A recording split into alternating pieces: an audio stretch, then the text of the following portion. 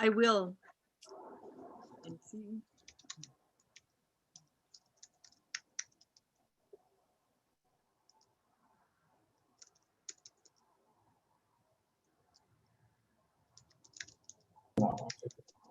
Are we ready to begin? Because I believe I'm presenting. Well, I'm not, Lisa's going to present for me. There have been complaints lodged about my scrolling inabilities. All right, so give me 1 second. Can you tell John I just sent this email? John, can you hear Lisa? She's saying she just sent the document she's about to present to you via. Okay. And All right, John, thank you. this is Yes. one of those where Google, our insistence upon using Google internally has definitely messed up the formatting. So apologies for that. We're learning our lesson. No way. No way. You're rejecting the apology, or? I'm suggesting that it be totally redone. I end up having to do that at the end anyway, so I should. All right, I'm sure we'll be able to figure it out. Thank you, Lisa, for letting me know, and I'm forwarding it to the team now. Yeah, we're discussing how we address the version issues, because we know that the precision in the versions is important, and we're going to acknowledge right up front here that we've been challenged in that. So we welcome corrections. Okay, so what we did is we have been so we count, and I realize there's different counting that could happen. 9 different sub-proposals within the Educators of Color proposals from the association. So we wanted to we have been sort of looking at them separately because each one has required different analysis. Each one has required different costing analysis and also implementation analysis, et cetera. So we decided we need to bring it all back in. But we have 9 on our list. So this is our attempt to bring them all back together, right? To forward our discussions here and get on track for completing by Sunday, hopefully. So that's what you see before this is our consolidated response. The very first one is regarding affinity groups. And what we have here is a recognition, right? Some of this we've already talked about. That we agree student affinity groups are important. We want to be consistent in how we compensate and recognize the work regarding extended responsibility. So you have that 3% ER. I mean, with regard to student affinity group leading. We recognize that sometimes these are co-led, or people might want to share the responsibilities of co-leading affinity groups. So we wanted to put out there that would be a prorated ER pay for those sorts of situations. The association has talked about, well, what about funding, right? It's one thing to say y'all do ER, but it's another thing to not have funding to do it. So that's the same outcome. So we talked about what that would mean for the commitment. At this point in time, what we are saying that we will dedicate funding for affinity groups. We also are recognizing that there's a differentiation of need out there, right? So an elementary school in some neighborhoods are not going to have the same needs as say like a high school. So we couldn't have a one-to-one solution. We need some differentiation between them. So this is where we landed with regard to dedicated funding. We agree needs to happen. What that differentiation looks like is something we need to keep talking about. How will the affinity groups be determined? Because it will be dependent on a budget. We need the administrator to be involved, but we want that to be influenced, really directed by the student population, the student needs, and the student interests within each school. So we wanted to capture the idea of this is about being student-centered and student interest driven.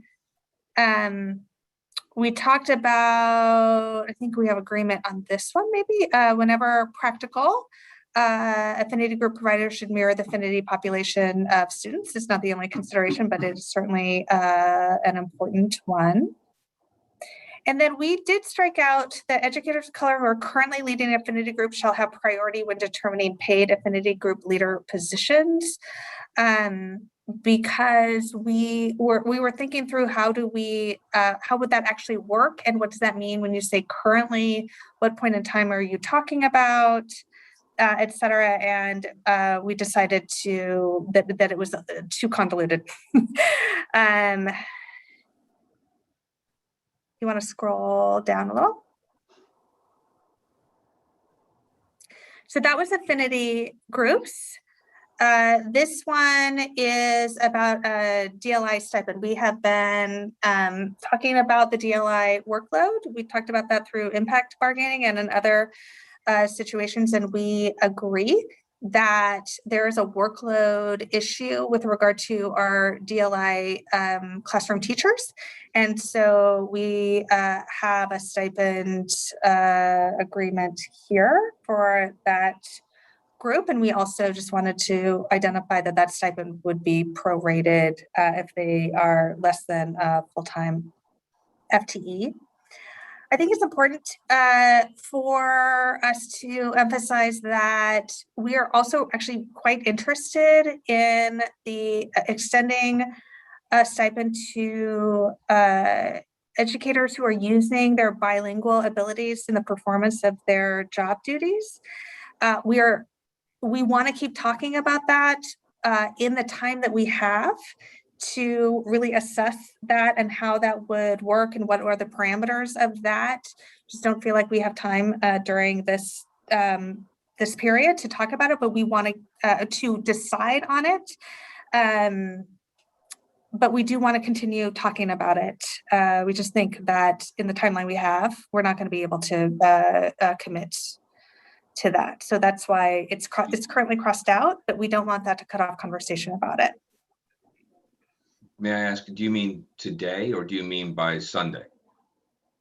I think the difference between today and Sunday, when we're sort of at the 11th hour, might be the same thing, John.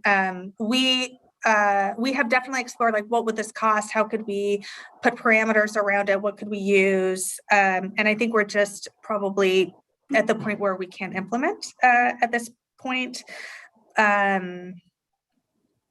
Because I'm not sure what we can do between now and Sunday. We can keep looking at it. I mean, we're very interested in it. It's just a matter of what can we do for this upcoming school year and agree to by Sunday. So it's just, I think, a little bit bigger bite than we could chew. Can I ask you a question about the language you are proposing here? Yes. So you said professional educators, and then you added the language who teach language arts, math, social studies, and science. Could you talk about in DLI programs, why did you add those qualifiers? Yeah. Do you want to speak to that, Chief of Schools? Sorry, what was the question? The question in our DLI program, we talked about, we also don't like the cores versus specials language, Steve. So we talked about the DLI stipend is specifically for workload issues, right? And we thought that that applied specifically to these kinds of topics. And Tony wants to speak a little bit more to that. I mean, I think we agree that you know, as Francisca has shared with us over the past year, for sure, that DLI teachers do have to do extra. They do have workload issues that require extra work in order to teach students. So we wanted to address that issue, and you know, we think that you know, that's the problem we're trying to solve, is to help compensate those teachers for doing extra duty. And if you compare that to, or contrast that with, like, music teachers or art teachers who are are not teaching in DLI programs in the targeted language, right? In the 90-10 models, they're in the 10. So the workload issue does not have the same application to those educators. I keep scrolling. Nope, I can see it. Oh, well, thank you for making it bigger, I think.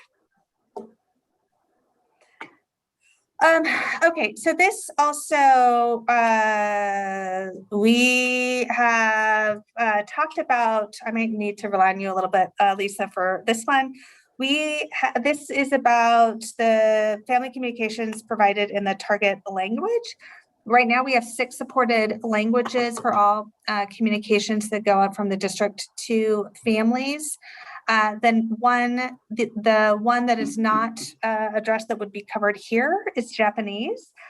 By our count, we have 115 families out of our some 50-some thousand, or just under 40-some thousand, that speak Japanese. And we think that there are other ways to support those families. We actually support translation for hundreds of different languages.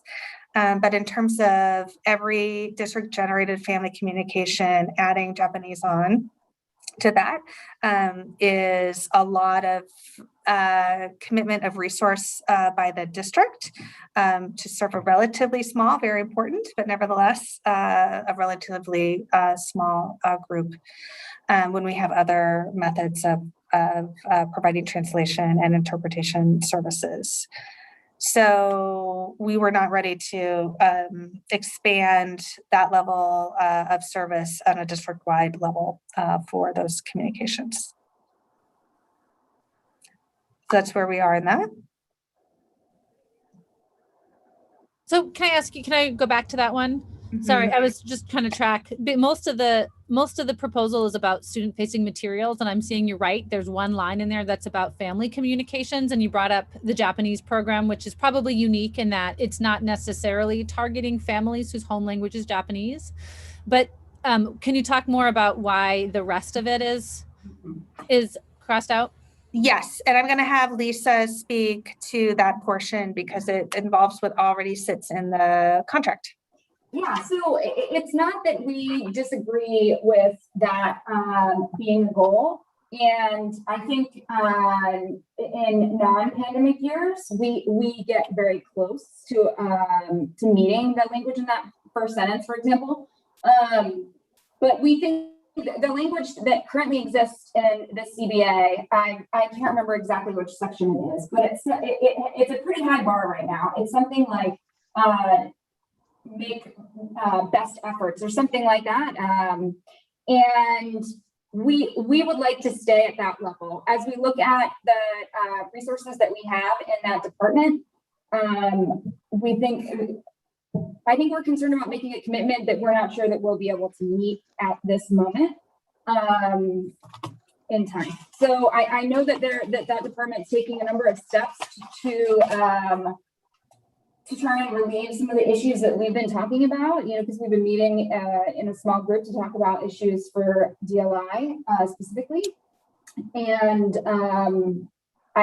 we're just not at a point where we can commit to shall provide, essentially, because that's essentially the distinction between, I think, the language that currently exists in the CBA. It's also part of the motivation, right, behind the DLI stipend, workload stipend. Recognizing that this is an issue we need to continue to work on and improve, and we're not there yet. We're not ready to make that level of commitment, but we recognize that it's an issue, and that was part of our motivation for saying yes to a DLI stipend. And then I think with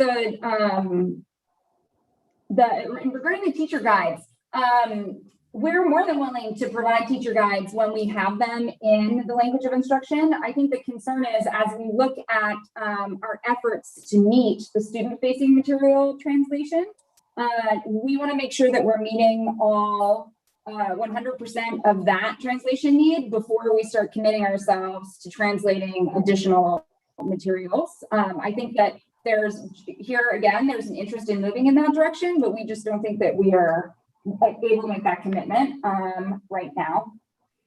And then regarding the curriculum adoption process, I think we talked about this last time. The policy calls for teacher. We believe the policy kind of already covers this language. So we hear you when you're saying that you want to have greater DLI representation in the group of teachers that are included in the curriculum adoption process. And we're happy to move in that direction and internally make sure that we're communicating that request. I think that it starts to get, when we have a policy that says that teachers shall be included, I think we're just concerned about starting to call out specific groups, because I mean, a curriculum adoption impacts a number of different groups. And I totally hear that for DLI, it's a specific issue. I think that we just would like to continue to rely on the policy language, and then make sure that the group of teachers that we're including is representative of those who need to be there. Partially that's an implementation. Oh, I'm trying to scroll. Sorry. I'm not, but I'm not trying to cut off conversation or questions when so maybe I should have paused. Yeah. So it just in case for the folks listening and watching at home, and since it's a little bit hard to track the changes, I just wanted to point out that our proposal for the stipend wasn't for DLI schools. It was for bilingual educators who were asked to use their bilingualism. And I just wanted to point that out because I don't know that that's clear to tell from what's presented on here. But our proposal was a stipend for educators who use their bilingual ability as part of their job duties, which includes a lot more people than those who are in DLI programs. And those teaching those subjects at DLI programs, including, you know, we have a lot of schools that have bilingual families who aren't DLI schools. I just wanted to make sure that that's clear. Yeah, I think that's more than fair, Elizabeth. I think the value or the purpose or what is it recognizing and what does it accomplish for the DLI program versus the bilingual stipend. It is two separate things. It has two separate purposes, overlapping, right? It's still about supporting diversity in support of our students and our families, right? And values, the values that underline that. So yeah, it is. And actually, that was part of why it was more difficult to identify exactly what the path would be to implement a bilingual stipend. It was really easy with the DLI in comparison because it's well defined, and just a little harder about what the parameters would be for bilingual. Okay, well, maybe that's you're when we hiring can... people for their bilingual ability. Yeah, so it is often the case that without going, go ahead. I'm sorry. No, John, I'm sorry. I think I spoke over you. No, I was just going to say, I hear what you're saying. You hear this is for discussions for tomorrow, but yeah, what we're saying is,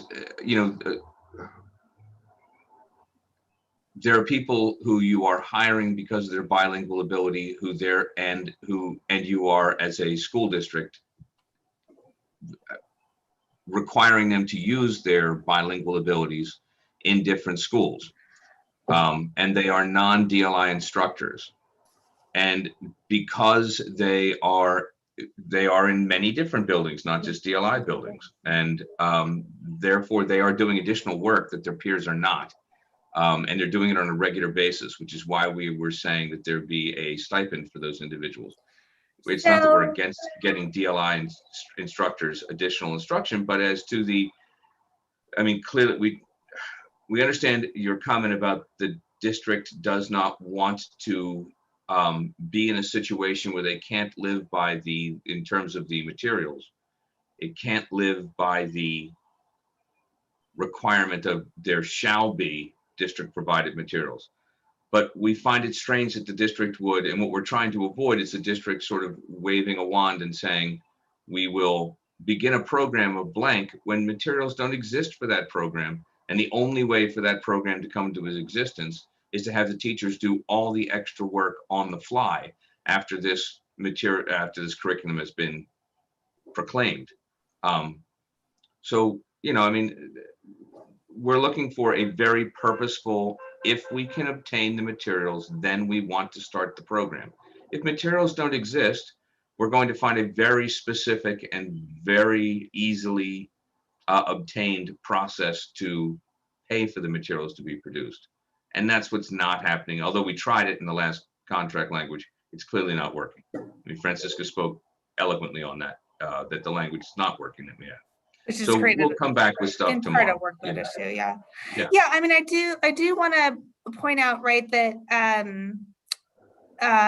bilingual ability is often a preferred qualification or skill that we have. And so when that is the case, right, candidates are more likely to be hired into a position when they bring that skill with them, because it is a preferred qualification. It is true that we don't, right, that doesn't address, well, do you also get paid more for it? But it does address, I think, some access and preference in hiring. Are you already successfully implementing a bilingual stipend for other employee groups? Yeah, we have a bilingual stipend, which is one of the things that we were looking at in the PFSP contract. Yes, so yes, we are, and that was one of the models that we were looking at about how we could apply that to this. Yeah, it's not, I just want to reiterate something that Sharon has said. It's not that we haven't been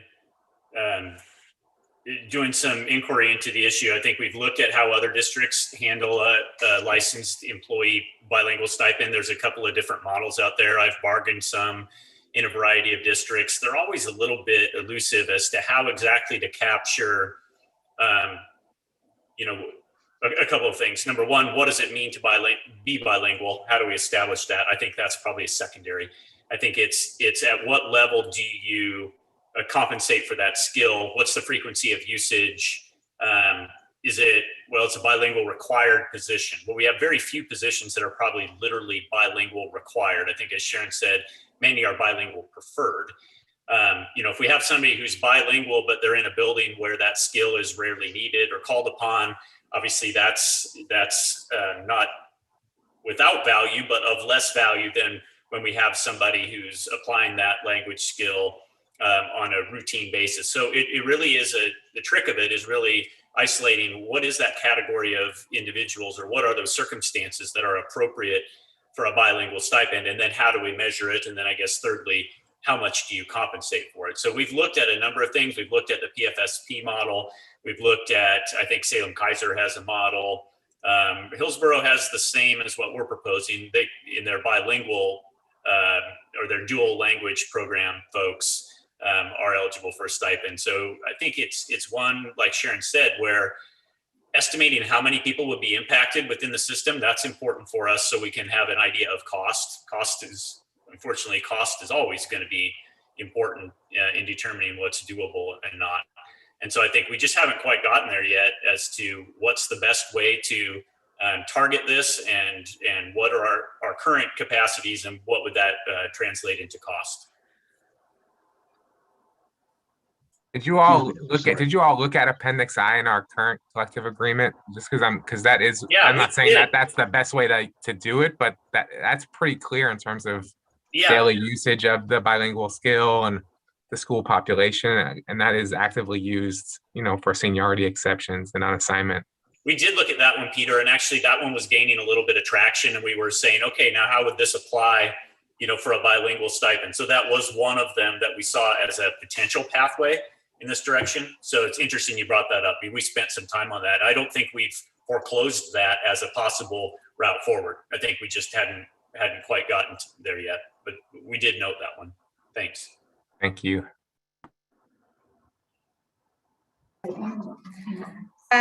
Yes, Peter, Appendix I was of particular interest to us. Okay, you want to help me get as much of that on the screen as we can. Oh, maybe not all of it. Okay.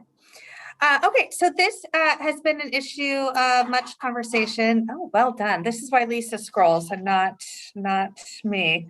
And I think what we were trying to do was capture the concepts that we had been talking about and were being discussed in the format of what would have to change about the current contract language.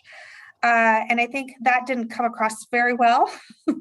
So, I think it came across as sort of striking through all the ideas. And so we wanted to maybe represent this a little more carefully or closely to what our interests are. So we actually went back to your language so we could take a look at it in sort of a different framing, beginning with the original proposal from PAT.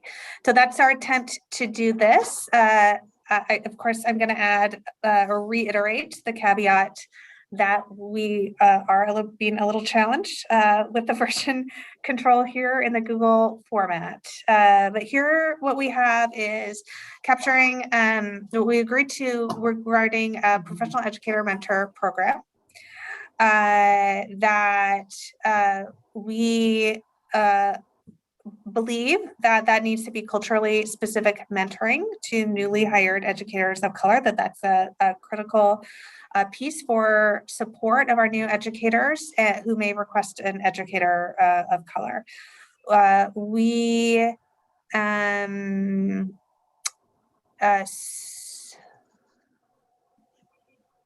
I think we may have an error in here, but educators who volunteer to provide the mentoring support, right, would be compensated at that 3% of base salary for each colleague that they support. So we agree that this is a compensable activity, and that we need to continue having conversations. So one of the things that I think our dialogue has pulled up as we have sat in this discussion at the bargaining table with our subject matter experts is that we really want to have additional collaboration. We have really strong shared interests and values around this topic.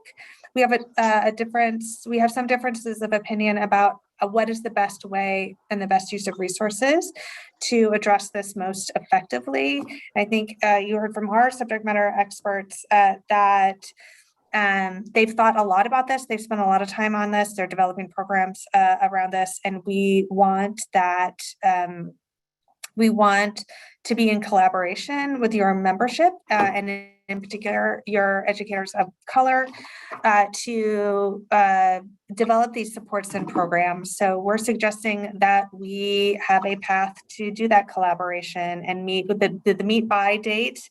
That's blank. That's to be decided for mutual convenience. But I can't see over. Can we, before you move on, just so I understand that completely, thank you for these, for the thought you put into this version that you've given us. I just have a question about it. I'm trying to follow along here. So you're suggesting that the mentors who are already there would also provide culturally specific mentoring. I meant, I mean, is that right? I don't think it does. What?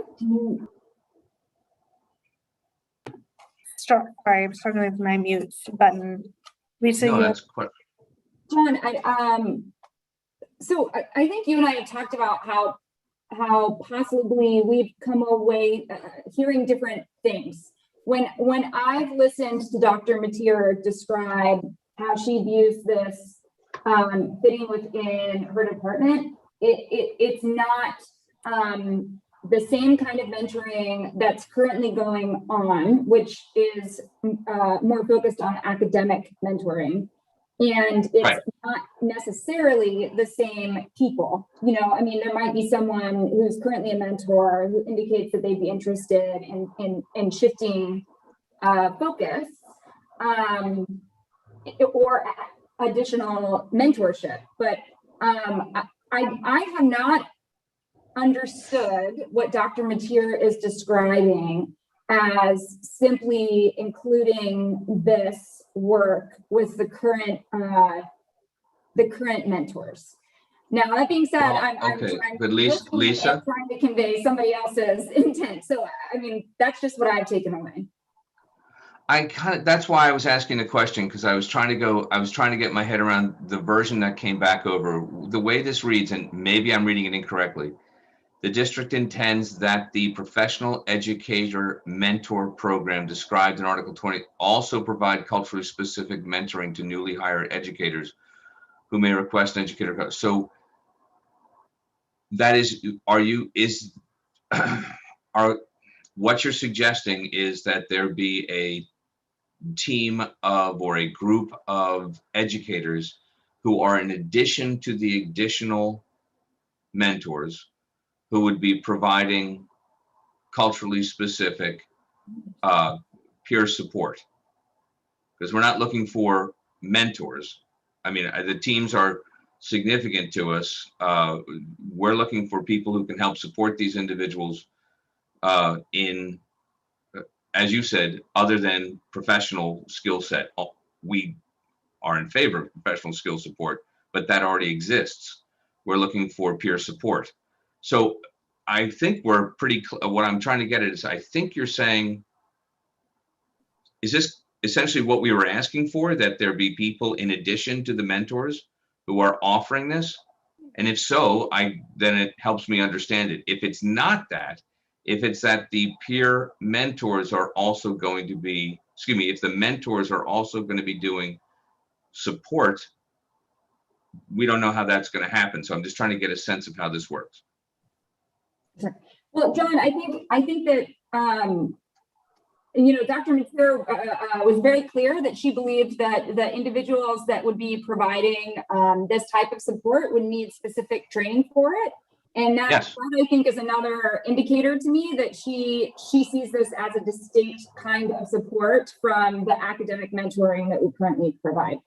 Sharon, That's exactly what we proposed. And we are in favor of, we agree with that. And that's what I'm just trying to get, I'm trying to nail down, where do we differ in this? I think is maybe the easiest way to put it. Yeah, another way to ask the question, we were kind of running around with ourselves trying to make sure that our proposal was clear.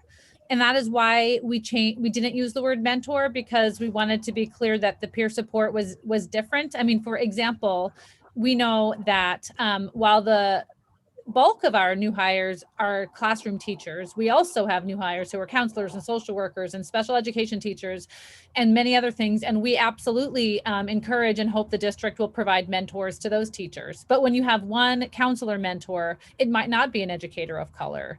And that's one of the reasons why it's been clear from the beginning, to us at least, I mean, unless tell me if you think something differently, that the mentor program as it currently stands doesn't seem like it's possible to have a culturally specific mentor guaranteed, and it's a different need. And so asking what John's asking, did you change the words peer support to mentor to mean that it's the same group of people? Or is it significant that the what we called it, educator of color peer support, is not what you're calling it? I guess that's the part that I'm not sure if it's significant or just nomenclature. Go ahead. I think it is. I think it's kind of both. It's funny. I looked at Sharon and said I had an answer, and now I'm struggling to put it into words. But I think that when I've spoken with Dr. Matir about how she envisions this, she has so much subject matter expertise and knowledge and personal experience about the ways that these sorts of programs can work, that she has been very concerned about using the phrase peer support. And that's not coming from an oppositional place. It's coming from, I won't be able to describe it because I don't have all that knowledge, but it's coming from a place of, she wants to make sure that individuals who are volunteering to support our educators of color are doing it with the right kind of training and with the right kind of support, such that they are not being re-traumatized, essentially. And so I think that I think that it might I don't know what the path forward is to getting the exact answer to your question. I don't know if she's available tomorrow or not, but that is a specific concern that I've heard from her. So one of the things that she was talking about is, and I'm also really focused on this, training for those providing culturally specific mentoring. Yeah. Right. So I'm not sure that I know precisely the answer to your question either, because what is peer support and what is mentoring support? I think I'm hearing the distinction between academic, professional, and things that create a sense of belonging and the ability to the additional elements that you're navigating if you're a person of color in a new situation versus a person of privilege. And so I think we're talking, I feel like we're talking about the same thing. And that's why I asked the question. Yeah. Like, are we agreeing but using different terms, or are we in fact substantively different? And it's hard so maybe on this one, we may in fact, it's not that we're dropping the issue, but we may not actually give a response to this because we might be in agreement on large numbers of it. It might just be a word choice thing for both sides, but doing the same work. And I don't think if we're talking about the same thing and we mean it the same way, let me just be clear. We want specific training for the people who are supporting their colleagues. We want the people who are doing who are receiving the specific training to be voluntary, that they would agree to do this work, and that the people who are receiving the assistance are asking for the help, not told that they need it. We want to have some kind of compensation for those folks, and we want it to be targeted to help educators of color succeed.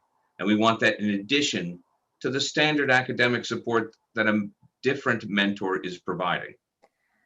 Okay, so if we're all saying the same thing, well, maybe we agree. I think we are saying the same thing. I think we are. Hooray! Is now the time for the round of applause? I want to be very deferential to the leader who is putting these things together, right? And so everything you said, which had a great deal of clarity on it, thank you for outlining it in that way. I think we are saying yes to all of those things. Oh, I keep trying to scroll. I think that, yeah. I mean, here's what we know, right? Is that and we've talked about this a couple of times, right? That there's no one answer or solution or even solution set to our common interest here.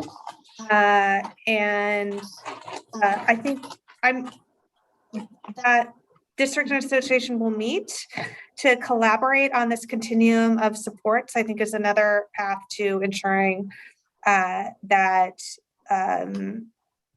we are aligned on what we think the highest and best use of these resources are. So you didn't mention the ongoing collaboration, but I'd like to throw it in there too. We like collaboration. Love it. This was just a holdover. I don't know. We were trying to present it in different ways to make sure we reached clarity. Yeah, so we didn't want to delete it before you saw what was it replacing, but I actually think we're going to delete all of that, right? Mm-hmm. Again, this is our version control. Hold on. Okay, right there. Okay, then the thing that says 3, but I think we have to work on our numbering as well.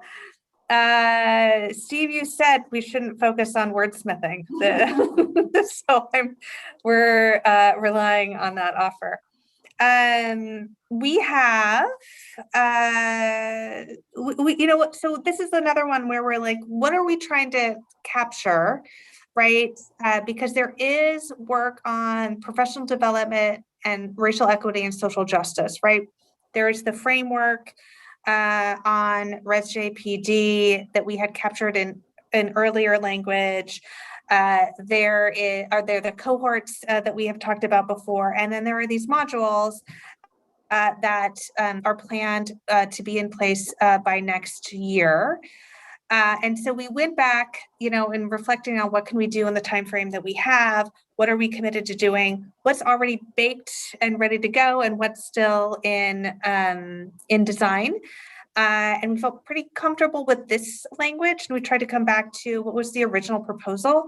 Let's not overcomplicate it, right? And try to capture all of those things, but let's focus on that original language and how close or far apart we are. And this is where we have captured, that there will be professional educator PD on racial equity and social justice fundamentals. These trainings will be available to professional educators. These are the module trainings that we're talking about. So there's also the cohort training that is in place that we are not going to get to each professional educator next year. And we've talked about that, but there will be modules available. And we do think that this is part and parcel of that this should be embedded in the work year. This shouldn't be in addition to our commitment to our graduate portrait and our theory of action and our educator essentials. All of that, we recognize the need to have this training as part of a work year, not in addition to. Okay, thanks, Sharon. If we can pause there for clarifying questions. Thank you. So, you did. Yeah. So just to make sure I'm understanding, you mentioned it's a little bit difficult to track because I know I haven't been part of the training. I know that there's been some going on, but you talk about the cohorting and all that. I'm not totally sure what that means, but the switching out of racial equity and social justice fundamentals for the implicit bias, anti-racism, and culturally responsive practices. Are you saying that those pieces would come later, or that racial equity and social? I'm not sure what you meant by talking about the cohort models, which can't happen next year and all that. Yeah, so some of them, there will be cohort models that do happen next year, and who is involved in, and those do include implicit bias, anti-racism, culturally responsive practices, all that. I think we were just trying to use simplified language, and language that, again, our subject matter expert, Danny Ledesma, was using. So we're just trying to align with the language that she was using. But we can go, we can explore that specific language. Yeah, because I haven't seen those modules, so it's hard for me to say what's in them. So we were just using the language that she was using. Okay, that would be great if we could find out if the language that we have is a problem in the words that we're using, or if it's just a matter of, again, of using different nomenclature. But I know those things were specifically what educators of color asked for us to have, and so I want to make sure find out if this is a difference in what we are imagining, or a difference in words. And thank you. Yeah, I think we can do that.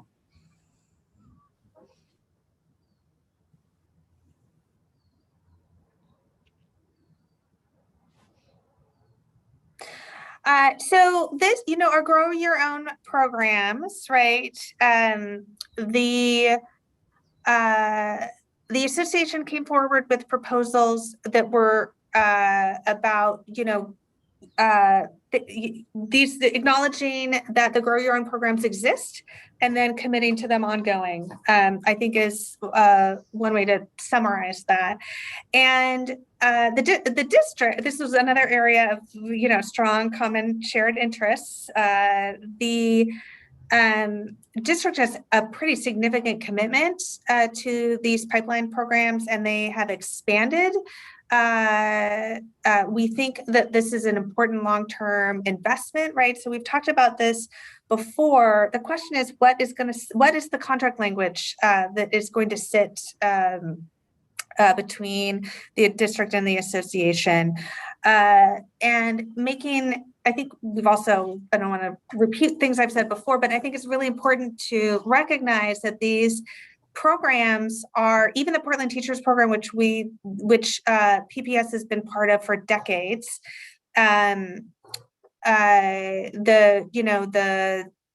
EA para to teacher grow your own program, the coach to teacher track programs, both of those are relatively new, right? And they are very dependent on university partners and relations.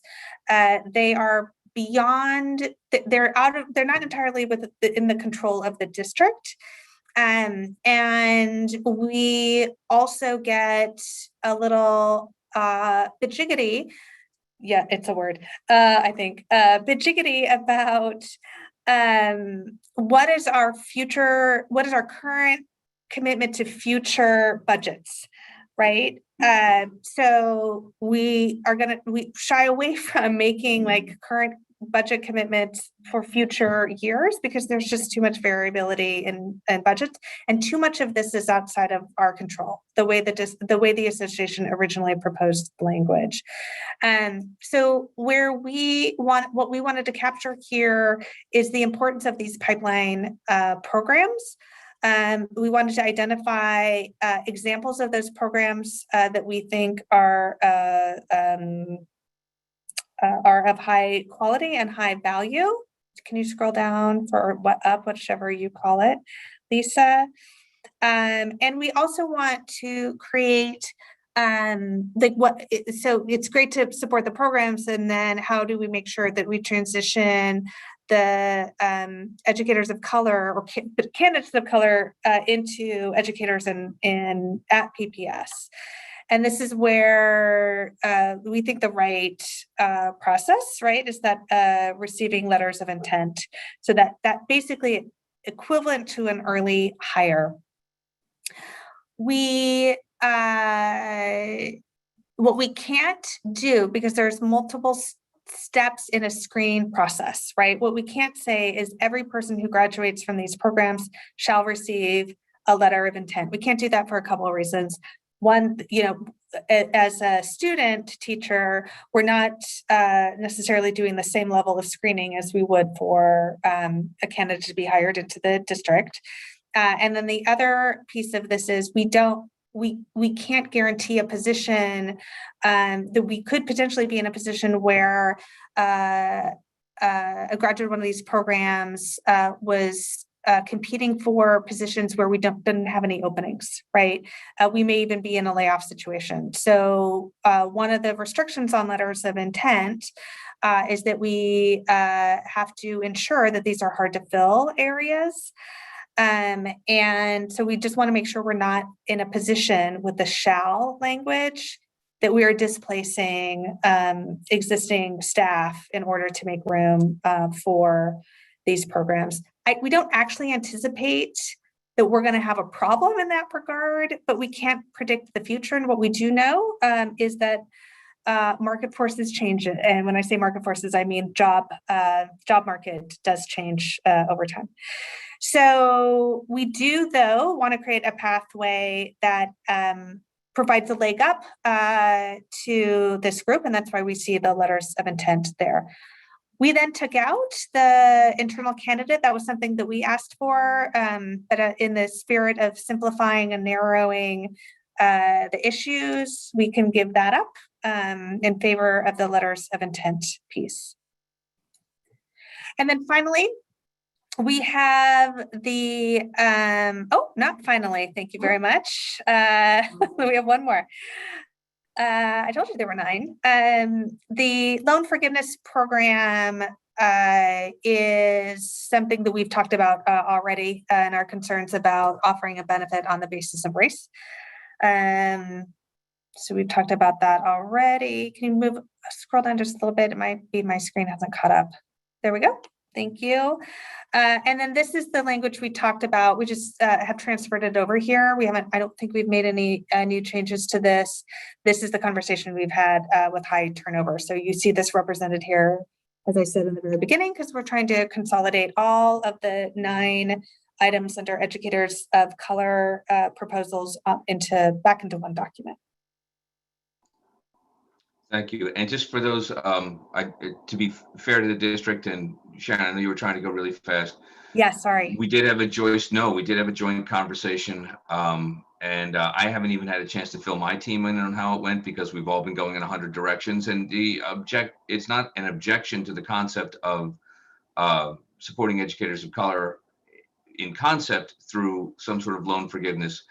It's that it's potentially open to legal challenges, and that doesn't do anyone any good right now, the way it's written, and all of those things. So it's not that the district was anti-concept, it's that they didn't want to enter into an agreement that would be deemed unconstitutional under either Oregon or federal statute. So.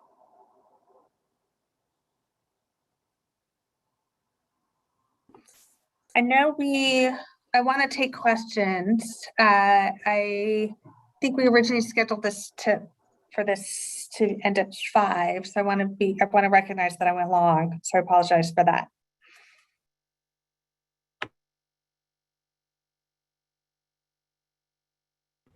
Thanks. Just I'm reading over the proposal is to help me understand how, as I'm reading it, does red and green mean something different? Are green things that we proposed and red, like, is there a key? Oh, I'm so sorry. I honestly don't, Elizabeth, I'm sorry, but I can neither confirm nor deny. Okay. Because I know if Mark were believe here, there'd be a key, a color code, and I know what it would mean, but I don't know what this one means. And I think if you hover over, right, you can see who made the change. Okay. But I think that that's not always going to help though, because sometimes it's okay. No, we can compare it to what we originally. Yeah, I mean, I can do the work. Just wondering if there was a cheat sheet. I'm sorry. We're going to have to find a different solution to this. We need a better system. I'm guessing that means we're going to go back to Word. I do recall that y'all used the red in your first proposal. I'm just concerned that we might have had our first counters still possibly in some spots have been in red. I think this one is one of those. So, so that's what I'm concerned about. I do know that this green, this is today. Okay. From us. I think. Okay. All righty.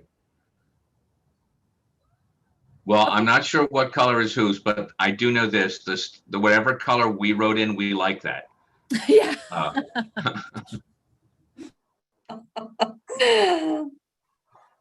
right.